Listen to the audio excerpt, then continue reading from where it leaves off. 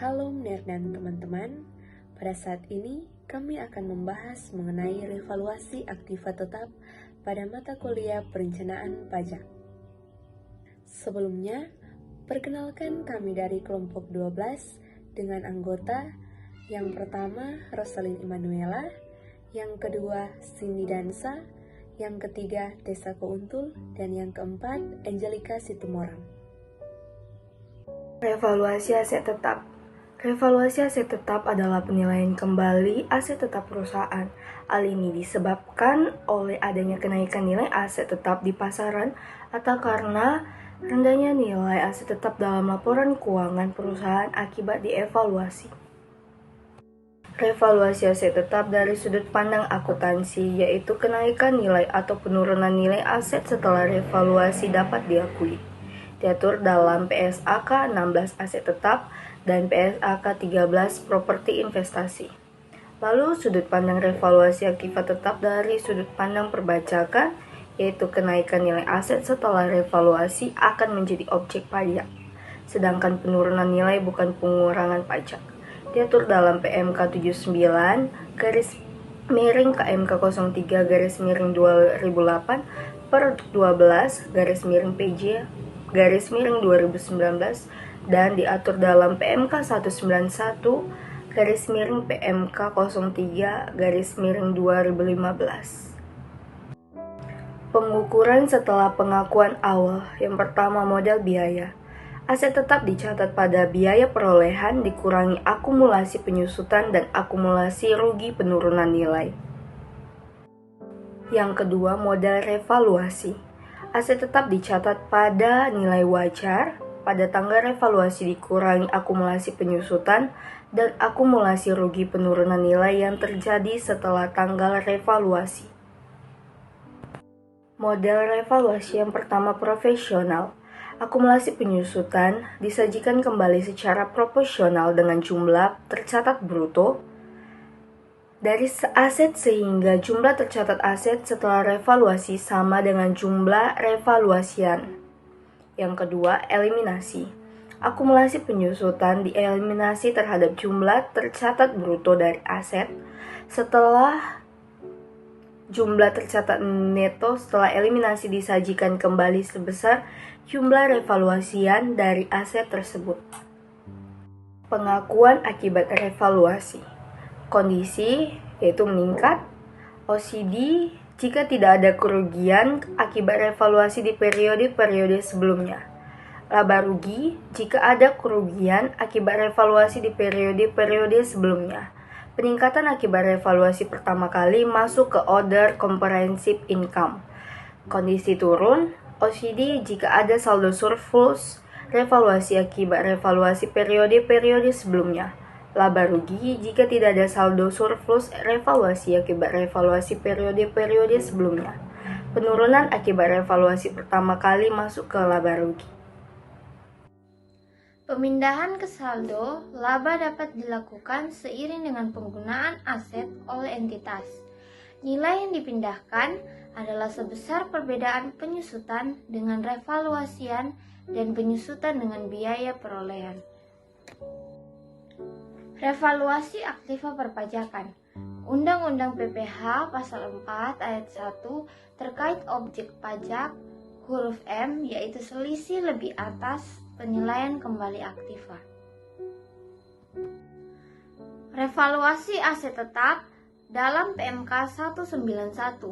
Manfaatnya yang pertama, insentif bagi perusahaan.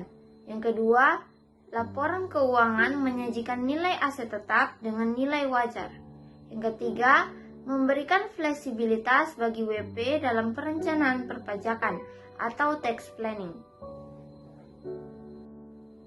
Revaluasi aset tetap dalam PMK 191. Penawaran insentif. Yang pertama, tarif normal 10%, tarif insentif 3%, 4%, atau 6%. Yang kedua, manfaat untuk pajak di masa yang akan datang. Yang ketiga, membayar di awal sebesar tarif insentif, namun manfaat pajak melalui biaya penyusutan 25%. sehingga tax saving pembayaran pajak sekitar 19% sampai 22%. Yang keempat, keuntungan dapat dinikmati juga oleh pemegang saham. Revaluasi aset tetap dalam PMK 191 yang hanya berlaku tahun 2015 dan 2016. Yang pertama, daftar aset tetap yang dilakukan revaluasi masih bisa disusutkan sesuai dengan kelompok aset tetap sejak bulan dilakukan revaluasi. Yang kedua, daftar aset tetap yang dilakukan revaluasi tidak dapat dialihkan dan dapat dikenakan biaya tambahan PPh final dengan tarif PPh tertinggi. Berikut perubahan PMK 233 tahun 2015 terkait dengan pengenaan pajak final tambahan apabila dilakukan pengalihan terhadap aktiva yang telah memperoleh keputusan persetujuan penilaian kembali sebelum jangka waktu yang ditentukan, yaitu bagi aktiva kelompok 1 dan 2 sebelum lewat jangka waktu 3 tahun, bagi aktiva kelompok 3 dan 4 sebelum lewat jangka waktu 5 tahun, dan bagi aktiva tanah dan atau bangunan sebelum lewat jangka waktu 1 tahun. Selisih lebih penilaian kembali aktiva tetap harus dicatat dalam laporan keuangan wajib pajak. Kemudian, penilaian kembali oleh BUMN atau BUMD, penetapan nilai aktiva tetap hasil penilaian kembali dapat dilakukan oleh penilai pemerintah di lingkungan Direktorat Jenderal Kekayaan Negara.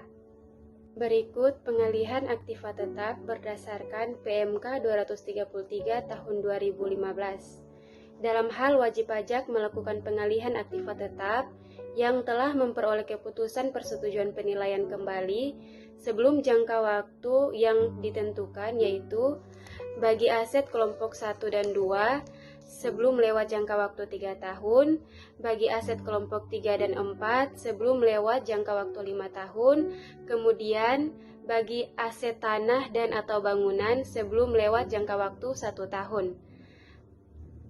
Wajib pajak harus membayar tambahan sebesar tarif tertinggi PPh dikurang tarif pajak final dikali selisih lebih penilaian aktiva tetap, dan pajak tambahan ini bersifat final. Namun, ketentuan tersebut tidak berlaku jika bersifat force majeure, terjadi penggabungan, peleburan, atau pemekaran usaha yang mendapat persetujuan, atau mengalami kerusakan berat yang tidak bisa diperbaiki. Selisih pengalihan dengan nilai buku fiskal sama dengan keuntungan atau kerugian berdasarkan Undang-Undang PPh. Berikut besar pajak dan pembayaran.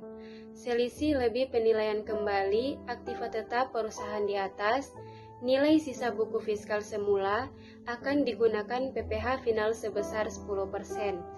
PPh ini disetorkan dengan SSP maksimal 15 hari setelah diterbitkan SK atau tanggal jatuh tempo angsuran. Apabila terlambat pembayaran, maka dikenakan denda administrasi.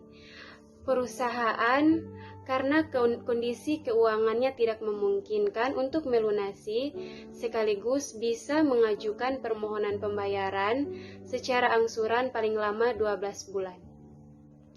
Berikut persyaratan wajib pajak melakukan revaluasi. Yang pertama, memenuhi semua kewajiban pajak sampai dengan masa pajak terakhir sebelum revaluasi. Yang kedua, wajib pajak badan dan BUT kecuali yang menyelenggarakan pembukuan dalam bahasa Inggris dan mata uang dolar Amerika. Yang ketiga, mengajukan permohonan kepada Dirjen Pajak. Dan yang keempat, Dirjen Pajak diberi wewenang menerbitkan surat keputusan penilaian kembali aktiva tetap atas permohonan wajib pajak.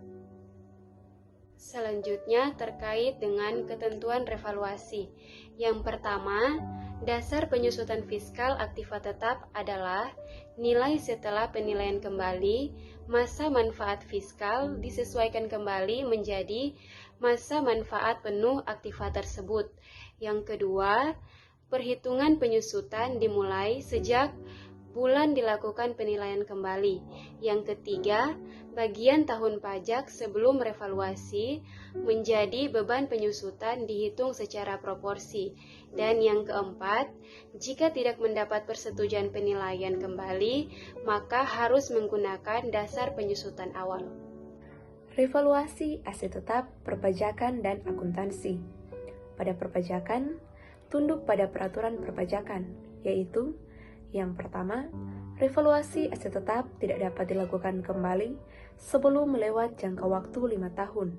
Kedua, dapat dilakukan untuk sebagian atau seluruh aset tetap. Ketiga, masa manfaat aset tetap setelah revaluasi disesuaikan kembali menjadi manfaat penuh untuk kelompok aset tersebut. Keempat, dasar penyusutan aset tetap adalah nilai pada saat revaluasi aset tetap. Pada akuntansi, mengikuti ketentuan dalam PSAK 16 tentang aset tetap bahwa revaluasi aset tetap dilakukan dengan keterangan yang cukup reguler untuk memastikan bahwa jumlah yang tercatat tidak berbeda secara material dengan menggunakan nilai wajar pada akhir periode pelaporan. Jika suatu aset tetap direvaluasi, maka seluruh aset tetap dalam kelas yang sama direvaluasi. Tata cara pengajuan permohonan pengadministrasian revaluasi aset tetap tujuan perpajakan. Yang pertama, mendapat persetujuan Dirjen Pajak dengan mengajukan permohonan pada KPP tempat terdaftar. Kedua, surat izin perusahaan penilai. Ketiga, laporan penilaian oleh perusahaan jasa penilai. Keempat, daftar aktiva tetap untuk tujuan perpajakan. Kelima, laporan keuangan tahun buku terakhir sebelum penilaian yang diaudit oleh KAP. Keputusan permohonan revaluasi aktiva.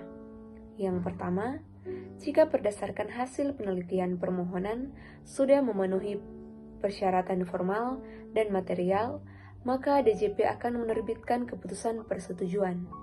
Kedua, jika tidak memenuhi persyaratan formal dan atau material, maka DJP menerbitkan keputusan penolakan.